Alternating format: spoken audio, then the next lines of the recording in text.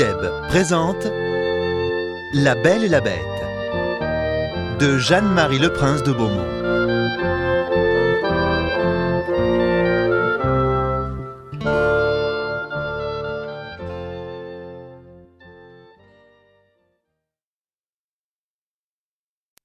Chapitre 1. La ruine, l'exil. Dans une grande ville près de la mer, un homme très riche s'occupe seul de ses 6 enfants, 3 garçons et 3 filles. Ces filles sont très intelligentes et très belles. Surtout la dernière, que l'on appelle depuis son enfance la belle enfant. Les 2 sœurs aînées, Rosemonde et Hortense, ont de longs cheveux châtain clair et des yeux noisettes. Mais elles sont aussi jalouses, arrogantes, paresseuses et très capricieuses. Elles ne pensent qu'à s'amuser et vont au bal ou au théâtre tous les soirs. Elles rêvent uniquement de se marier avec un jeune homme très beau et très riche. Leur sœur cadette, la belle, est encore plus belle que ses sœurs. Ses cheveux bouclés sont roux et sa peau est très blanche. Gentille et agréable avec tout le monde, elle est aussi studieuse. Et elle aime rester à la maison pour lire, jouer du piano, ou encore tenir compagnie à son cher papa. Le père de la belle vend des pierres précieuses. Un jour, malheureusement, il perd toute sa fortune car aucun de ses bateaux n'est rentré au port. Toute la famille doit déménager et aller vivre dans une ferme à la campagne. Le père dit alors à ses enfants : « Mes chers enfants, je suis ruiné. Nous devons abandonner nos luxueuses habitudes et quitter la ville. Mais si nous travaillons beaucoup, si nous nous contentons de peu, nous pourrons vivre dignement. » Les 2 aînés, à l'idée de travailler, refusent d'abord de partir. Mais maintenant qu'elles sont pauvres, plus personne ne veut les épouser. Finalement, elles acceptent de quitter la ville. Leurs voisins disent : « Ah, ces 2-là, nous n'allons pas les regretter. Elles sont trop orgueilleuses. Maintenant, elles vont devoir travailler et aider leur père. Mais nous sommes très tristes pour la belle, car c'est une jeune fille douce et honnête. » Malgré la perte de sa fortune, la belle a encore de nombreux prétendants. Mais elle ne veut pas abandonner son père dans cette situation. Elle a beaucoup de chagrin, mais elle se dit : « Pleurer ne sert à rien. Nous n'allons pas récupérer notre richesse en nous lamentant. Il faut essayer d'être heureuse, même sans argent. » Ainsi, toute la famille quitte la ville pour s'installer dans une ferme à la campagne. La belle se lève à 4 heures du matin pour nettoyer la maison.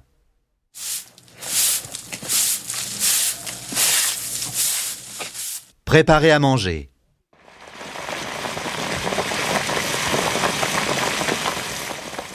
Et laver les vêtements de ses frères et sœurs dans l'eau de la rivière.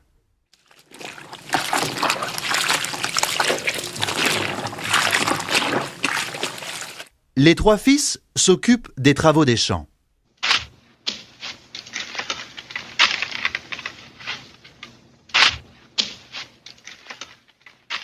Les 2 sœurs, au contraire, ne font absolument rien. Elles dorment jusqu'à 10 heures du matin, puis se promènent un peu. Elles s'ennuient et passent leur temps à regretter leur vie d'avant et leurs beaux vêtements. Elles se disent : « Mais regarde notre pauvre cadette, c'est incroyable, elle semble contente de sa situation. » Le père, lui, admire sa plus jeune fille car elle est courageuse et patiente, malgré leur malheur. La belle ne reproche jamais rien à ses 2 sœurs, mais elle souffre en silence de leur méchanceté. Chapitre 2. Une rose pour la belle. 1 an après leur arrivée à la campagne, le père reçoit une lettre. Un de ses bateaux est finalement rentré au port. Il doit donc partir pour la ville. Cette bonne nouvelle réjouit toute la famille. Hortense et Rosemonde espèrent enfin quitter cette campagne et vivre comme avant. Au moment du départ de leur père, elles lui demandent de rapporter des cadeaux. Des robes, des chapeaux, des parfums. La belle, elle, ne dit rien. Son père l'interroge.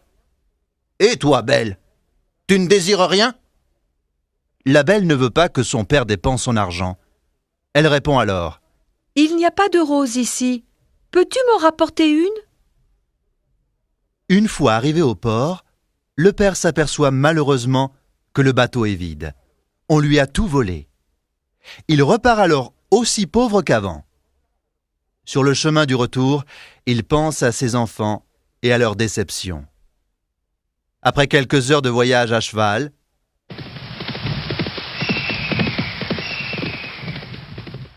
il traverse un grand bois.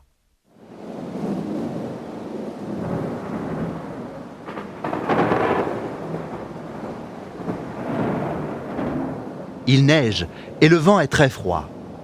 Il tourne pendant des heures dans cette forêt, mais il ne reconnaît plus sa route. La neige recouvre les empreintes de son cheval.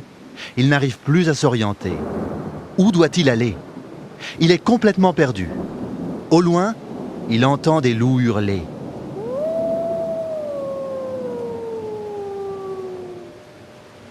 Il est terrorisé. Soudain, il voit une lumière au bout d'un long chemin. Il descend de cheval et décide d'aller dans cette direction.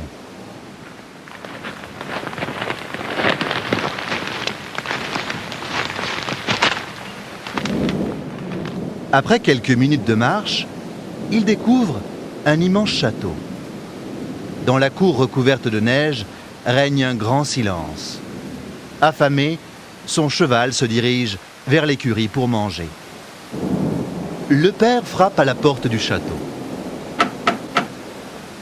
Mais personne ne répond. Que faire? Finalement, il décide d'entrer.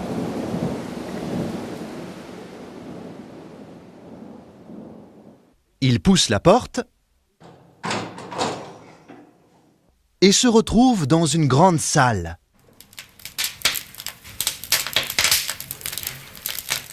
Dans cette pièce, il y a une table recouverte de nourriture et une énorme cheminée allumée.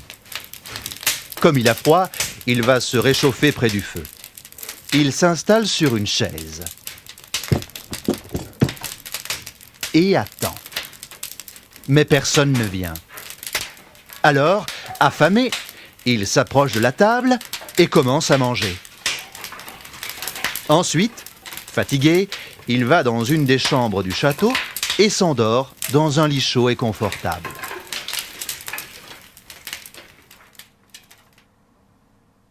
Le lendemain matin, quand il se réveille,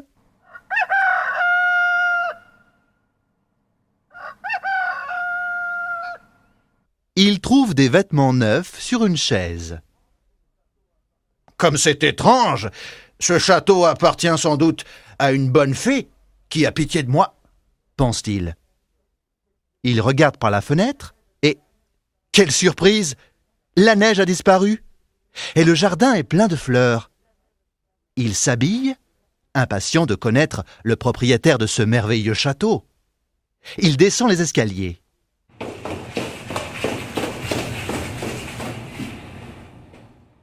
Et va dans la salle où il a mangé la veille. Sur la grande table se trouvent des biscuits, du chocolat et du lait.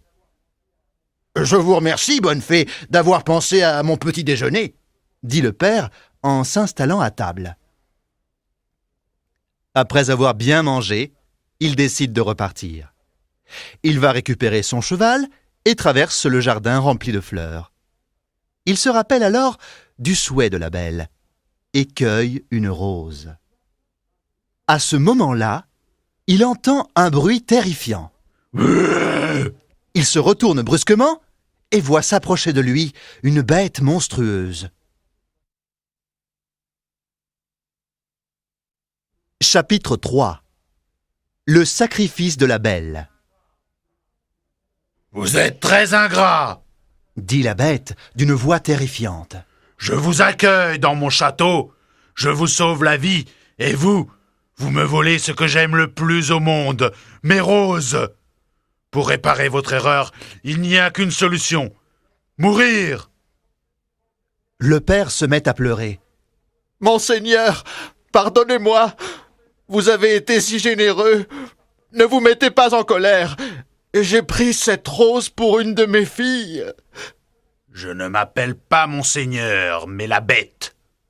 Je déteste les compliments et j'aime la sincérité. Vous avez parlé de vos filles. Je veux bien vous pardonner, mais à une condition. Une de vos filles doit mourir à votre place. Si elle refuse, jurez de revenir ici dans 3 mois. Le père jure de revenir. Il ne veut pas sacrifier ses filles, mais désire les voir une dernière fois. Avant de partir, la bête ajoute.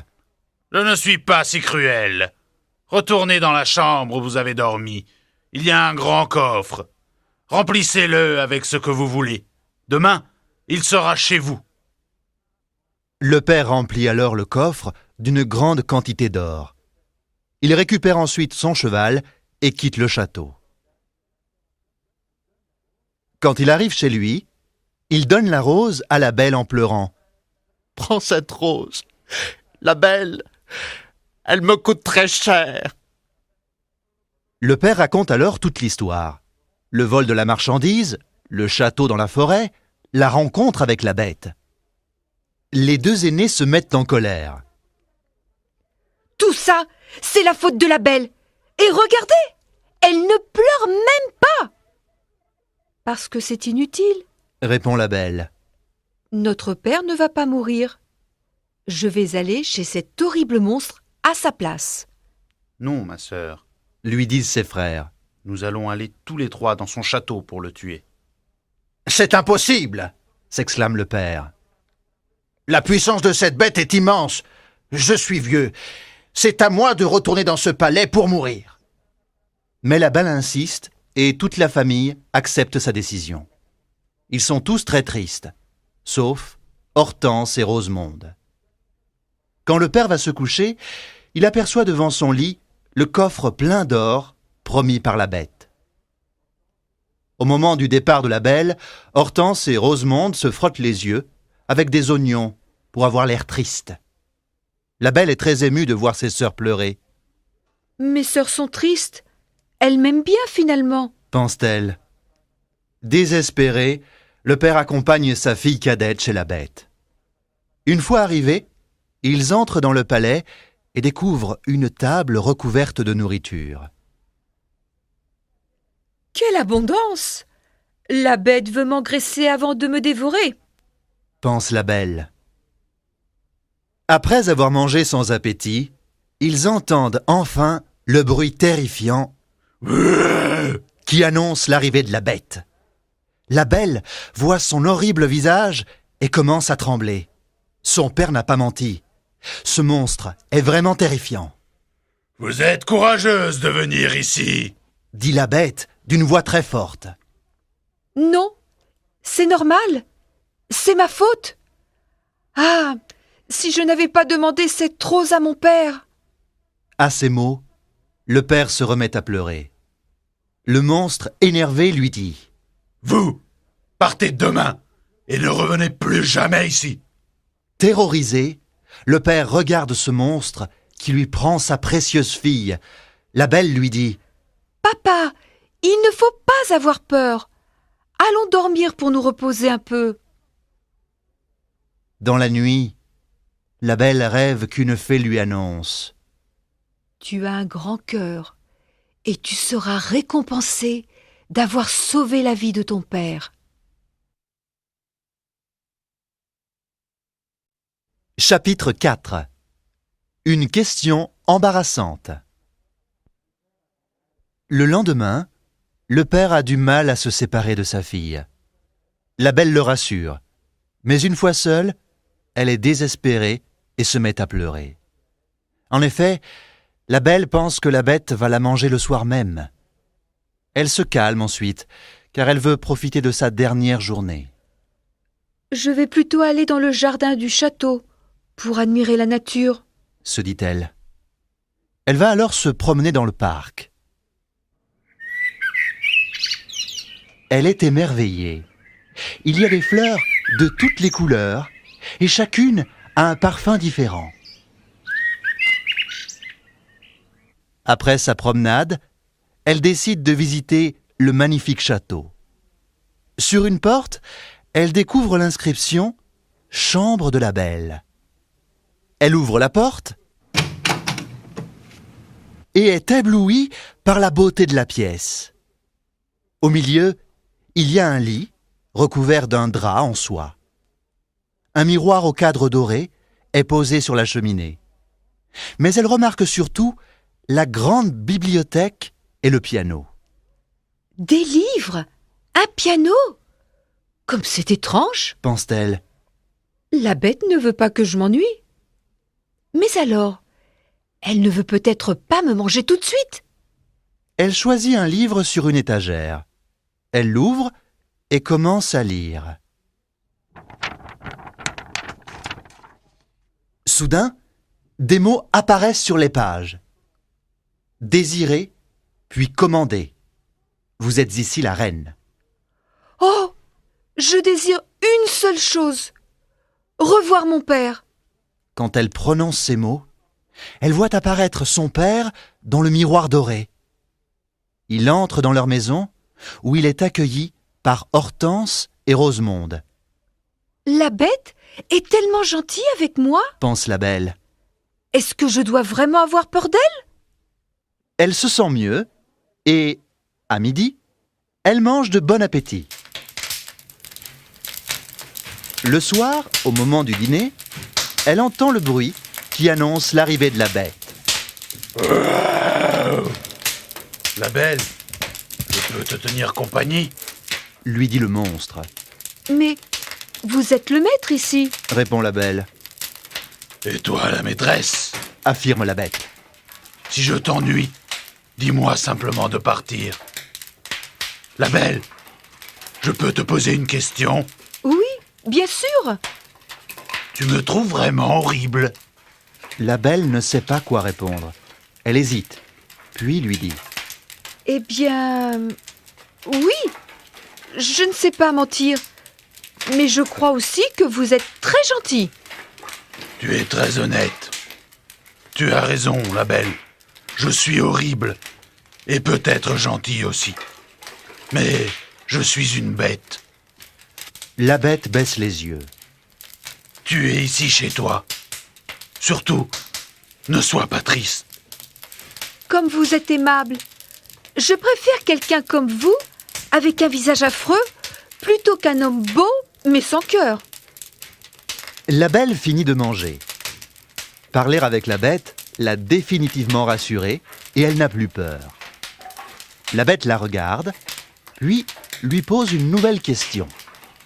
La belle, je sais que cela va te sembler étrange, mais veux-tu m'épouser? Quelle question! La belle est terrorisée, mais elle décide de lui répondre sincèrement. Non, la bête.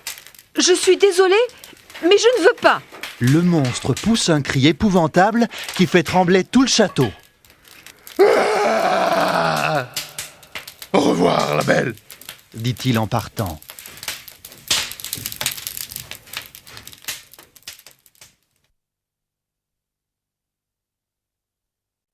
Chapitre 5.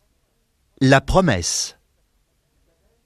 3 mois après, la belle s'est habituée à sa nouvelle vie dans l'immense château. Elle passe ses journées à lire, à jouer du piano ou à se promener dans le parc.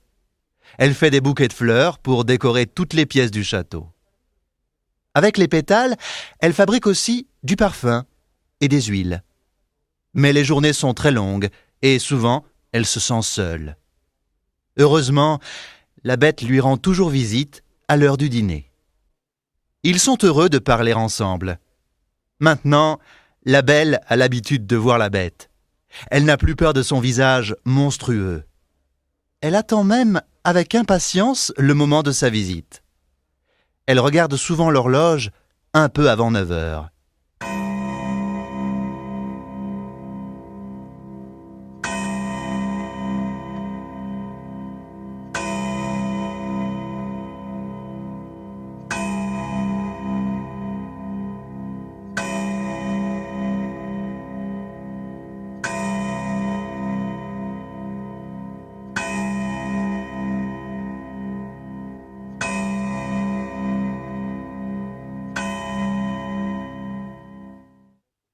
Tous les soirs, la bête vient la rejoindre et tous les soirs, la bête pose la même question avant de repartir. La belle, veux-tu m'épouser? À chaque fois, la belle répond négativement. Un jour, elle lui dit « Vous me faites de la peine, la bête. Pourquoi me posez-vous tous les soirs cette question? Je ne veux pas vous épouser, et je suis trop sincère pour vous faire croire le contraire. Je serai toujours votre amie. Contentez-vous de mon amitié. » « Je n'ai pas le choix. » murmure la bête. « Je sais que je suis horrible, mais je t'aime tellement, et je suis tellement heureux avec toi. Promets-moi de ne jamais m'abandonner. » La belle rougit. Elle a vu dans le miroir que son père est très malheureux. Ses sœurs se sont mariées et ses frères sont entrés dans l'armée. Son père est donc seul et il croit que sa cadette est morte, dévorée par la bête. Il souffre beaucoup. La belle est triste de voir son père désespéré. Elle voudrait le voir une dernière fois pour le rassurer. « Je promets de ne pas vous quitter, mais mon père est malade et je voudrais tellement le revoir. Pouvez-vous m'accorder ce plaisir ? » « La belle, je ne veux pas être la cause de ta tristesse, » répond la bête. « Tu vas retourner voir ton père, même si je suis triste de te laisser partir. » « Oh, merci, merci !» s'exclame la belle. « Je vous aime trop pour vous rendre triste. Je vous promets de revenir dans 8 jours. » « Très bien. Tu seras chez ton père demain matin, » répond la bête. « Mais souviens-toi de ta promesse. Tu as seulement 8 jours. Pour revenir ici, mets cette bague à ton doigt avant de t'endormir. Au revoir, la belle. »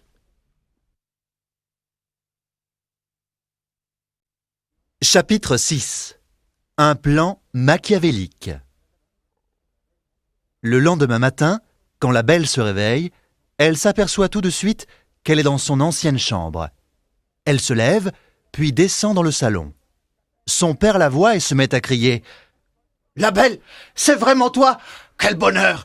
Ma fille est vivante! Ma fille est revenue! » La belle s'approche et le serre dans ses bras. « Habille-toi vite et viens me raconter ce qui s'est passé depuis ton départ. » lui dit son père. Elle va dans sa chambre pour s'habiller et découvre un coffre rempli de robes merveilleuses. « Je suis sûre que c'est la bête qui a envoyé ses vêtements. Je reconnais sa générosité, » dit-elle à son père. « Comme elle est gentille. Elle m'offre toujours des cadeaux. » Elle prend la robe la moins élégante car elle veut offrir les autres à ses sœurs. « Je vais donner les plus jolies robes à Rosemonde et Hortense, » dit-elle. Mais le coffre disparaît dès qu'elle prononce ces mots. « La bête te regarde, » dit le père. « Elle n'a pas envoyé ses robes pour tes sœurs.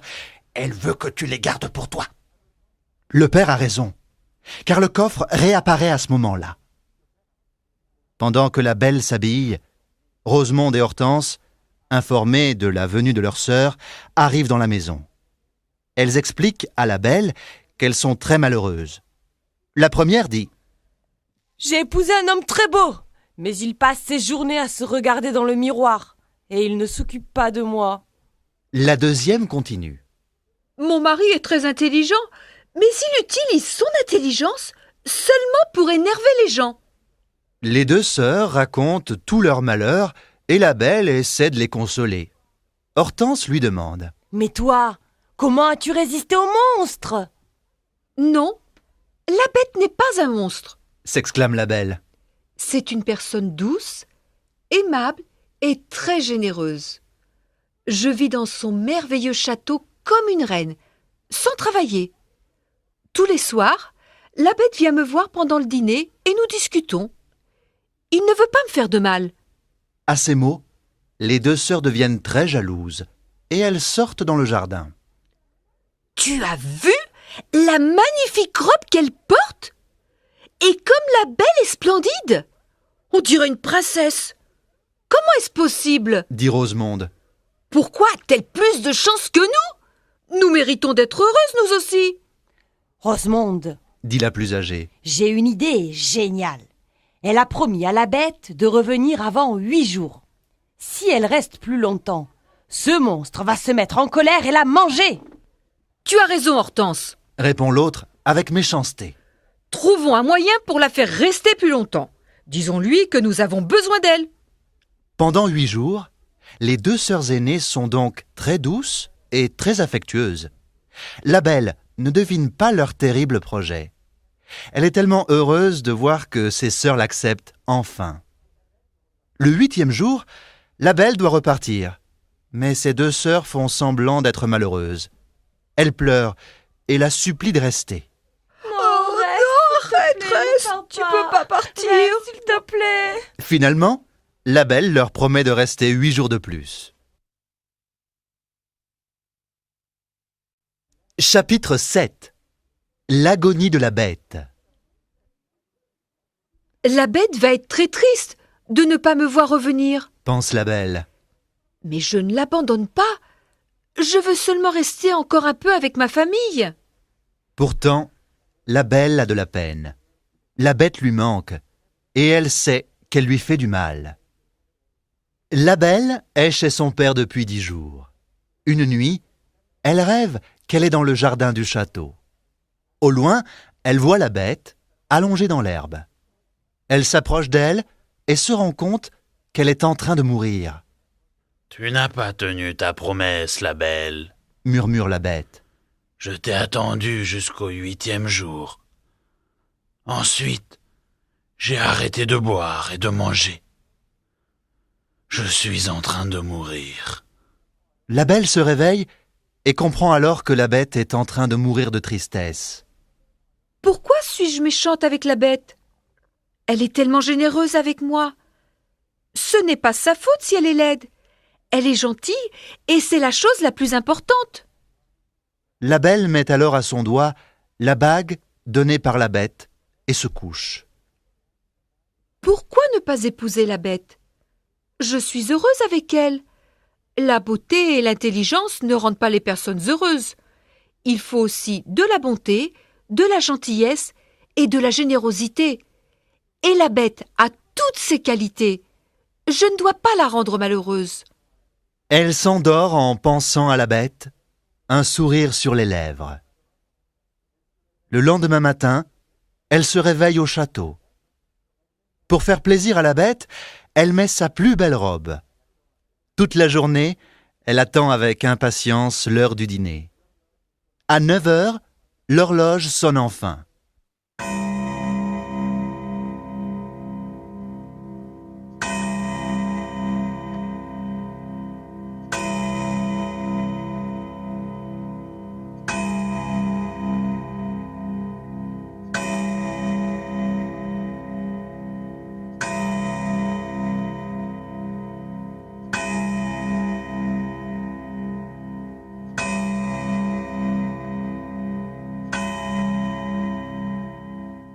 Mais la bête n'arrive pas.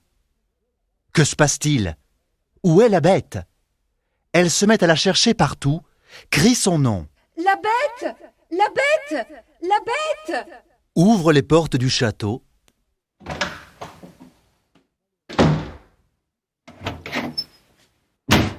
Malheureusement, toutes les pièces sont vides. Elle est désespérée. Quand soudain, elle se rappelle de son rêve. Elle traverse le jardin et court vers la rivière. Là, étendue par terre, elle trouve enfin la bête. Elle croit qu'elle est morte et la serre dans ses bras sans être dégoûtée par son visage. Son cœur bat encore. Elle est vivante! Elle verse un peu d'eau sur le visage de la bête qui ouvre les yeux et lui dit péniblement: Tu as oublié ta promesse, la belle. Je suis en train de mourir. Mais je meurs content, car j'ai le plaisir de te voir une dernière fois. Non, la bête! Je vous en prie, ne vous laissez pas mourir! supplie la belle. Vous devez vivre pour devenir mon mari. J'accepte votre proposition. Je comprends maintenant que je vous aime. Je ne peux pas vivre sans vous.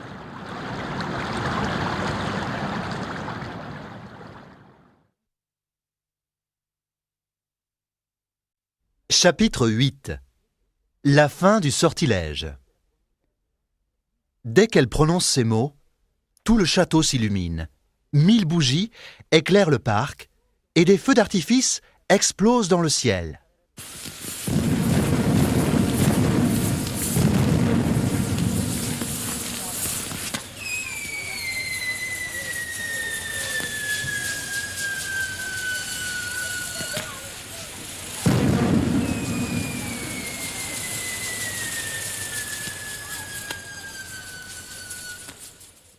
La belle est émerveillée par ce spectacle.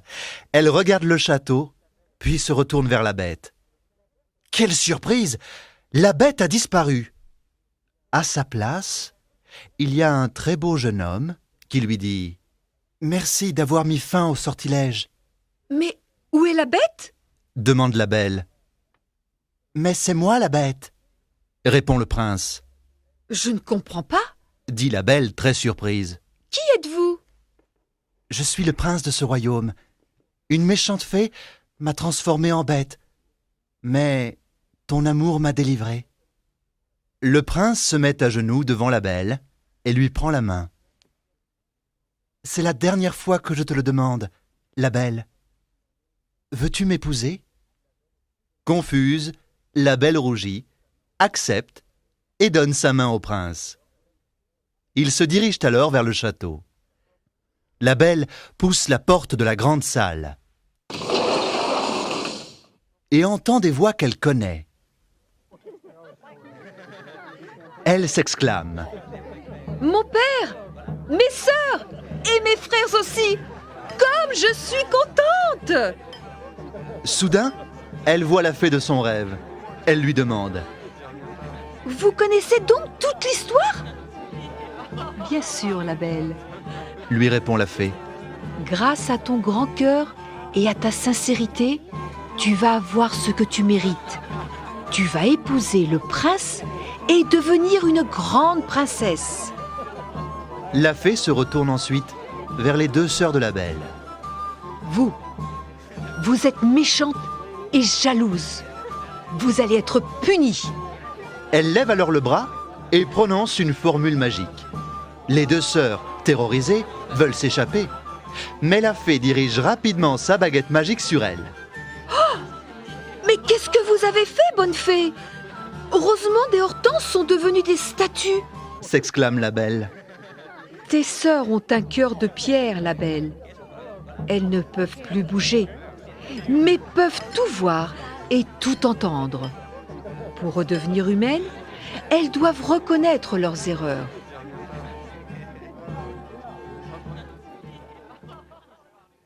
Le lendemain, la belle et le prince se marient.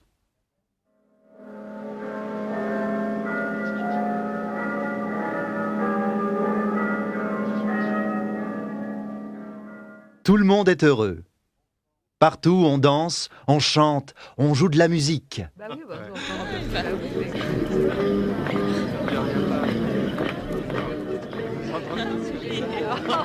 Les gens lancent des pétales de fleurs sur les jeunes mariés. Le prince regarde la belle et voit quelques larmes sur son très beau visage. Ne pleure pas, la belle. Maintenant, nous allons rester ensemble et être heureux toute notre vie.